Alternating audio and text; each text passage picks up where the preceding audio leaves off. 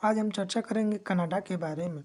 Canada क्षेत्रफल की दृष्टि से दुनिया का दूसरा सबसे बड़ा देश है। क्षेत्रफल की दृष्टि से दूसरा सबसे बड़ा देश है। पहले नंबर पर रशिया आता है, दूसरे नंबर पर कनाडा आता है। और पूछता है कि दुनिया का सबसे बड़ा कोस्टल लाइन, सबसे बड़ी कोस्टल लाइन तटीय रेखा वाला देश कौन सा है? सबसे बड़ी तटीय रेखा वाला देश तो कनाडा है। सबसे बड़ी कोस्टल लाइन प्रश्न पूछता है तो कनाडा होता है। तथा सबसे लंबी पूछे तो चिली होता है, जिसकी लंबाई सबसे अधिक है। और सबसे बड़ी पूछे तो कनाडा होता है। जब हम कनाडा की बात करते हैं तो सब कनाडा के जब वेस्ट में जाते हैं, यहाँ पर एक द्वीप है जिसे हम वैंकूवर द्वीप कहते हैं। इस वैंकूवर द्वीप पर ही वैंकूवर द्वीप पर ही गुरुदत्त सिंह ने वैंकूवर द्वीप पर ही भारत के भारत के राज्य वेस्ट बंगाल के राजधानी कोलकाता के बजबज बंदरगाह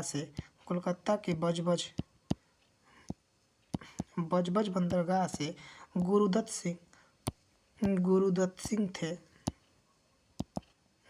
सिंह हमें जापान से एक नाव लिए याट लिए शिप लिए, जिसका नाम कामागाटा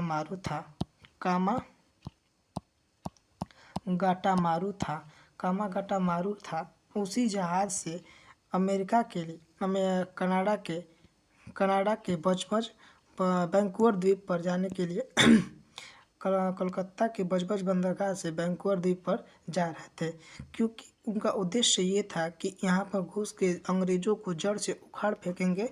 भारत में तो मारेंगे ही, साथ ही साथ अन्य देशों से भी मिलकर मारेंगे और ये हमारे भारत पे शासन नहीं कर पाएंगे। तो इस पर अंग्रेज़ों ने समझ लिया और इसे कनाडा को पहले ही सतर्क कर दिया और इस वैंकूवर द्वीप को उतरने नहीं दिया। तो गुरुदत्त सिंह 376 लोगों को लेकर वापस लौट गए। और वापस लौटते समय ये कोलकाता की बजबज बंदरगाह पर पहुँचे तो यहाँ के पुलिसों से हिंसक क्रांतिकारी समझकर गोली चला दी, जिससे 19 लोगों की जिनमें मौत हो गई। 19 लोगों को मौत, जिसे हम कामागाटा मारू की घटना कहते हैं, जो 1914 में हुआ था।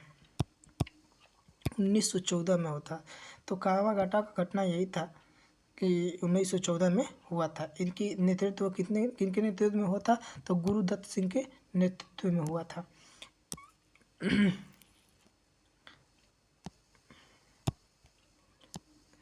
फिर वैंकूवर द्वीप की बात जब बात आती है इनके, तो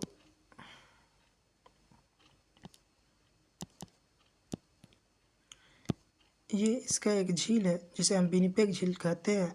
और विनिपेग के नीचे एक विनिपेग स्थान है जो दुनिया का सबसे बड़ा गेहूं का मंडी है। ये दुनिया का सबसे बड़ा गेहूं का मंडी है। तथा जब कनाडा की बात करते हैं तो कनाडा की एक राजधानी है जिसे ओटावा कहते हैं। कनाडा की राजधानी ओटावा है। और ओटावा के ऊपर एक मॉन्ट्रियल है। मॉन्ट्रियल पर ही दुनिया का अंतर्राष्ट्रीय उड्डयन संगठन का मुख्यालय है। अंतर्राष्ट्रीय उड्डयन संगठन का मुख्यालय है। जिसे अंतर्राष्ट्रीय उड्डयन संगठन का उद्देश्य ये है कि कोई भी देश में जहाज उड़ रहा है तो क्या नियम लगना चाहिए, कौन सी लाइट उतरने के लिए, जलने के लिए, लैंडिंग के लिए एक नियम लगाता है, उसे हम करते हैं। उसे उड्डयन संगठन का वही मुख्यालय, वो डिसीजन वहीं से लिया जाता है। तथा अमेरिका और कनाडा के बीच में सीमा रेखा को तय करने वाली रेखा को 49 डिग्री है। 49 डिग्री लैटिट्यूड है। लैटिट्यूड कहलाता है। अक्षांश कहलाता है। लैटिट्यूड को हिंदी में अक्षांश कहते हैं। और जब हम इसको जलीय सीमा भी कुछ साझा करता है। और इसको जब देखते हैं तो यहाँ पर ग्रेट लेक कहा जाता है। यहाँ पर 5 झीलें हैं जिसको एक ही ग्रुप में ग्रेट लेक कहते हैं। ग्रेट लेक जानने के लिए, जिनमें दुनिया का सबसे बड़ा मीठे पानी का झील सुपीरियर झील है, जिसे हम ग्रेट सुपीरियर झील है। मीठे पानी का तात्पर्य यह है कि मीठा पानी का मतलब ताज़ा या मीठा कहने का मतलब हम इस पानी को पी सकते, इतना स्वच्छ है, इसलिए इसे मीठे पानी का झील कहते हैं। तो इसे सुपीरियर झील है, मिशिगन झील है, हुरॉन झील है, एरी झील है और ओंटारियो झील है। देखने का प्रयत्न करेंगे। ये सुपीरियर झील है जो दुनिया का सबसे बड़ा मीठे पानी का झील है। फिर मिशिगन झील है जो मुख्य रूप से अमेरिका देश में पड़ता है, यूएसए में पड़ता है, कनाडा से संबंध साझा नहीं करता है, सीमा साझा नहीं करता। ये हुरॉन है, ये सभी झील, ईरी है, ये ओंटारियो है, ये सभी झील मीठे पानी का झील है। कोई भी झील आप पानी पी सकते हैं, मीठे पानी का झील है।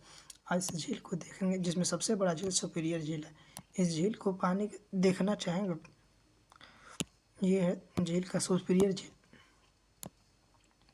तो इसको शॉर्टकट में याद करने के लिए होम्स कहते हैं, इसको शॉर्टकट में होम्स कहते हैं।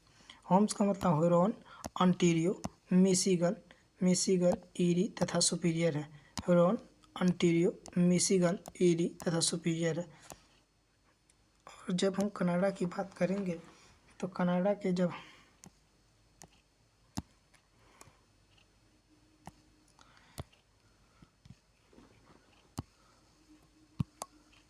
हम कनाडा की बात करेंगे तो इसके कुछ द्वीप हैं, जैसे ये द्वीप है बफेन द्वीप। बफेन द्वीप कहलाता है जो एक बफेन द्वीप है। ये क्वीन एलिजाबेथ द्वीप है, क्वीन एलिजाबेथ द्वीप है। क्वीन एलिजाबेथ द्वीप है। और एक और द्वीप है जिसे वैंकूवर द्वीप कहते हैं, वैंकूवर द्वीप कहते हैं। एलिजाबेथ, वैंकूवर द्वीप, एलिजाबेथ द्वीप डेनमार्क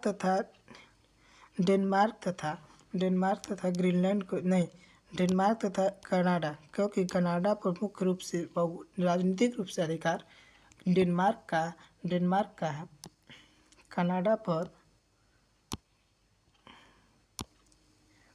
पर राजनीतिक रूप से, ग्रीनलैंड पर राजनीतिक रूप से अधिकार डेनमार्क का है तथा भौगोलिक रूप से अधिकार कनाडा का है, मतलब उत्तरी अमेरिका का है। जिनमें से कनाडा और ग्रीनलैंड के बीच में एक जल संधि है। जो जल संधि उसे कहते हैं दो समुद्रों के बीच के सकरे रास्ता को जल संधि तथा चौड़े रास्ता को चैनल कहा जाता है। तो ये जल संधि है, नेयर जल संधि कहलाता है। ये जो ग्रीनलैंड और कनाडा को अलग करता है, नेयर जल संधि। फिर एक डेविस जल संधि है जो दुनिया का सबसे चौड़ा जल संधि है, जो ग्रीनलैंड और कनाडा को अलग करता है। बीच में बफन की खाड़ी है जो कनाडा और ग्रीनलैंड को अलग करता है। तो ये नेयर जल संधि, ये डेविस जल संधि और ये बफिन की खाड़ी है, एक खाड़ी भी अलग करती है। ये वैंकूवर द्वीप हो गया, ये क्वीन एलिजाबेथ द्वीप हो गया, और एक द्वीप और है विक्टोरिया द्वीप कहलाता है। ये विक्टोरिया द्वीप कहने का मतलब आइसलैंड, और बफिन द्वीप ये कहलाता है। और ये हो गया क्वीन एलिजाबेथ द्वीप, और ये